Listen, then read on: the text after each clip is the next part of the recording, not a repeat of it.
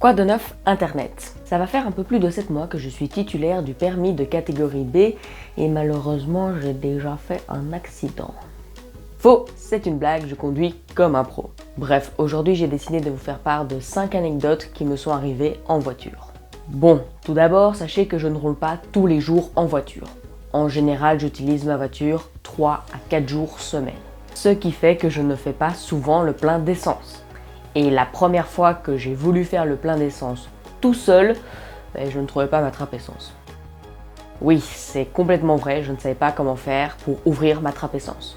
Du coup, je chipote, je touche à plein de trucs et malheureusement, j'ai ouvert mon capot. Et oui, j'ai trouvé un truc, je pensais que c'était pour la trappe essence, je tire et voilà, mon capot qui s'ouvre. Donc voilà, je suis à la pompe à essence, heureusement il n'y avait personne derrière moi. Je dois sortir de ma voiture, aller devant, refermer mon capot. Et à ce moment-là, je me rappelle qu'en fait, il n'y a pas de bouton pour ouvrir ma trappe essence. Je dois juste pousser dessus.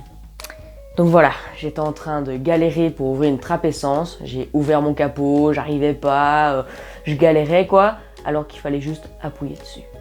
Il m'est aussi déjà arrivé d'attendre bêtement pour rien. Alors, je rentre dans ma voiture, je m'assois et là je remarque que je ne vois absolument rien. Et oui, il faisait un peu froid, je pensais que mon pare-brise était gelé. Donc voilà, pas de problème, je mets la climatisation à fond vers le pare-brise, je mets le siège chauffant et j'attends. Et puis bon, ça fait 5 minutes et il se passe toujours rien quoi. Donc voilà, je suis pas bête, je touche quand même mon pare-brise en me disant c'est peut-être de la buée à l'intérieur de mon véhicule, c'était pas ça. Donc voilà, je décide d'attendre encore 2 minutes et puis il se passe toujours rien, je commence à en avoir marre. Et donc voilà, je commence un peu à perdre patience et sans faire exprès, j'ai touché la manette pour activer mes essuie-glaces. Du coup, mes essuie-glaces passent sur mon pare-brise et à ce moment-là, je me rends compte que c'était de l'eau sur mon pare-brise. Donc voilà, il y avait eu la rosée, ce qui a fait qu'il y avait de l'eau sur le pare-brise, et bêtement, je pensais que c'était du givre. Donc voilà, j'attendais bêtement dans ma voiture que ça dégèle, alors que ça n'allait jamais dégeler, puisque c'était déjà dégelé. Il m'est aussi déjà arrivé de dormir dans ma voiture. Alors non, je ne me suis pas endormi au volant, je vous explique.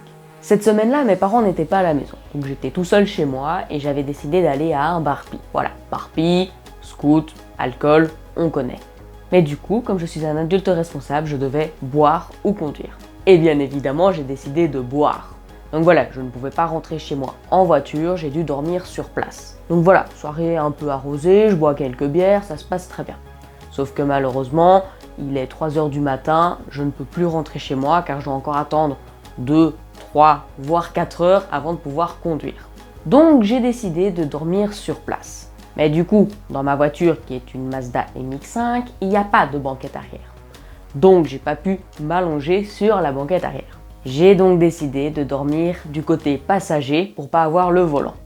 Alors, c'était la pire nuit de ma vie.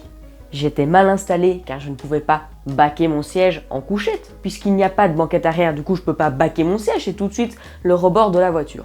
Donc voilà, j'étais en position assis, je ne pouvais pas tendre mes jambes car dans cette voiture il n'y a pas de place pour mettre les jambes. En plus de ça, comme c'est une petite voiture, il y a eu tout de suite de l'humidité de partout. Franchement, ce fut la pire nuit de ma vie. Sachant qu'en plus c'était le bateau dans la voiture, donc franchement, rien n'allait. J'ai vraiment super mal dormi dans ma voiture ce jour-là.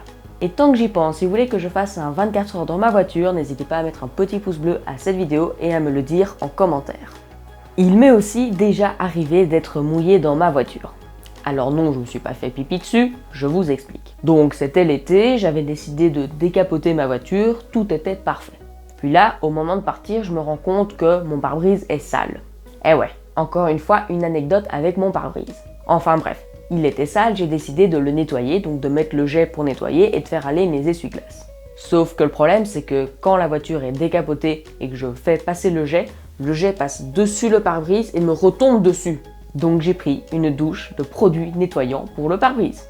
Et pour finir, j'ai déjà calé juste avant de rentrer dans un rond-point. Ça faisait 1 mois que je conduisais et malheureusement, j'ai calé juste avant de m'insérer dans le rond-point. Bon, heureusement c'est un rond-point à 2 bandes et j'avais juste calé après 1 mètre que je m'étais inséré. Donc voilà, les gens savaient encore continuer à circuler dans le rond-point. Mais bon, malheureusement à ce moment-là, il y a plein de gens qui sont arrivés dans le rond-point et il y avait une file de au moins 4 voitures derrière moi.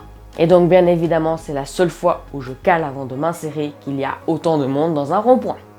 Franchement, j'avais un peu la honte car voilà, j'étais en petite décapotable à ce moment-là car il faisait beau et tout, et je cale juste avant de m'insérer dans le rond-point quoi. Enfin bref, j'ai déjà eu quelques mésaventures avec ma voiture. Heureusement, c'est rien de grave, il n'y a pas eu de blessés, il n'y a pas eu d'accident, donc tout va bien. Sinon, n'hésitez pas à me dire en commentaire la plus grosse honte que vous avez eue en voiture. Et sur ce, j'ai plus qu'une chose à vous dire. À bientôt Internet!